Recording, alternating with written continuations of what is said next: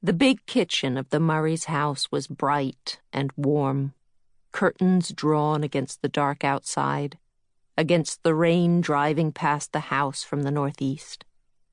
Meg Murray O'Keefe had made an arrangement of chrysanthemums for the dining table, and the yellow, bronze, and pale gold blossoms seemed to add light to the room. A delectable smell of roasting turkey came from the oven, and her mother stood by the stove stirring the giblet gravy.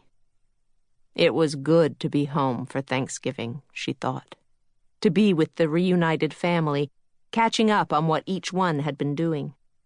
The twins, Sandy and Dennis, home from law and medical schools, were eager to hear about Calvin, her husband, and the conference he was attending in London, where he was, perhaps at this very minute, giving a paper on the immunological system of chordates. "It's a tremendous honor for him, isn't it, sis?" Sandy asked. "Enormous. And how about you, Mrs. O'Keefe?" Dennis smiled at her. "Still seems strange to call you Mrs. O'Keefe." "Strange to me, too." Meg looked over at the rocker by the fireplace where her mother-in-law was sitting, staring into the flames. She was the one who was Mrs. O'Keefe to Meg. "I'm fine," she replied to Sandy. "Absolutely fine." Dennis, already very much the doctor, had taken his stethoscope, of which he was enormously proud, and put it against Meg's burgeoning belly, beaming with pleasure as he heard the strong heartbeat of the baby within. "You are fine indeed." She returned the smile, then looked across the room to her youngest brother, Charles Wallace, and to their father, who were deep in concentration, bent over the model they were building of a tesseract. The square squared and squared again, a construction of the dimension of time. It was a beautiful and complicated creation of steel wires and ball bearings and lucite, parts of it revolving, parts swinging like pendulums. Charles Wallace was small for his 15 years.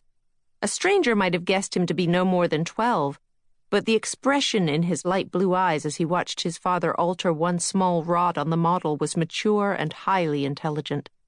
He had been silent all day, she thought. He seldom talked much, but his silence on this Thanksgiving Day, as the approaching storm moaned around the house and clapped the shingles on the roof, was different from his usual lack of chatter. Meg's mother-in-law was also silent, but that was not surprising. What was surprising was that she had agreed to come to them for Thanksgiving dinner. Mrs. O'Keefe must have been no more than a few years older than Mrs. Murray, but she looked like an old woman. She had lost most of her teeth, and her hair was yellowish and unkempt, and looked as if it had been cut with a blunt knife. Her habitual expression was one of resentment. Life had not been kind to her, and she was angry with the world, especially with the Murrays. They had not expected her to accept the invitation, particularly with Calvin in London. None of Calvin's family responded to the Murrays' friendly overtures. Calvin was, as he had explained to Meg at their first meeting, a biological sport, totally different from the rest of his family, and when he received his MD, PhD, they took that as a sign that he had joined the ranks of the enemy. And Mrs. O'Keefe shared the attitude of many of the villagers that Mrs. Murray's 2 earned PhDs and her experiments in the stone lab which adjoined the kitchen did not constitute proper work. Because she had achieved considerable recognition, her puttering was tolerated, but it was not work in the sense that keeping a clean house was work, or having a 9-to-5 job in a factory or office was work.